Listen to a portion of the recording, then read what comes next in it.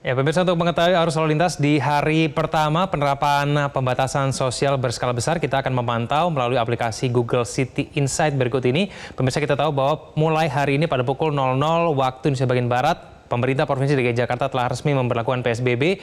Kita akan pantau kemudian bagaimana aktivitas warga melalui Google City Insight, bagaimana kemudian arus lalu lintas yang bisa kita pantau pada pagi hari ini. Kita akan mulai dulu pantauan arus lalu lintas dari Jakarta menuju ke Tangerang, pemirsa.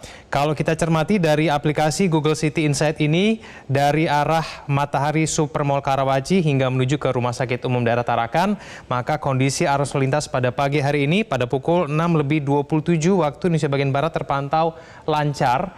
Jarak antar Matahari Supermall Karawaci hingga kemudian ke Rumah Sakit Umum Daerah Tarakan ini bisa ditempuh dengan waktu 18 menit dengan kecepatan 76 km per jam. Ini merupakan salah satu jalur yang kemudian biasa digunakan oleh warga di kota-kota di sekitar Jakarta untuk masuk ke kota Jakarta, seperti dari kota Tangerang menuju ke Jakarta. Kita akan melihat kemudian di pantauan arus lalu lintas di jalur lain, pemirsa, di Jakarta Cikampek. Ini merupakan jalur yang menghubungkan antara kota Bekasi dengan kota Jakarta. Dapat kita lihat dengan arah dari arah Jakarta menuju ke Cikampek, dari Gama Tawar menuju ke kawasan MM 2100 di Jalan Jawa ini juga terpantau lancar dengan menempuh kecepatan 61 km per jam, jarak bisa ditempuh dengan waktu 32 menit. Kita akan kembali kemudian melihat jalur lain, pemirsa. Tol Jakarta-Tangerang juga kemudian akan kita pantau. Ini juga merupakan salah satu jalur yang kemudian biasa digunakan oleh warga DKI Jakarta untuk melakukan aktivitas perkantoran. Dari aktivitas yang kemudian kita ketahui dari Google City Insight, maka arus lalu lintas di jalur ini juga terpantau lancar. Dengan demikian, maka menurut Google City Insight ini jarak dari satu titik, yaitu dari Matahari Supermall Karawaci hingga menuju ke Rumah Sakit Umum Daerah Tarakan, ini bisa ditempuh dengan waktu 22 menit dengan kecepatan 65 km per jam.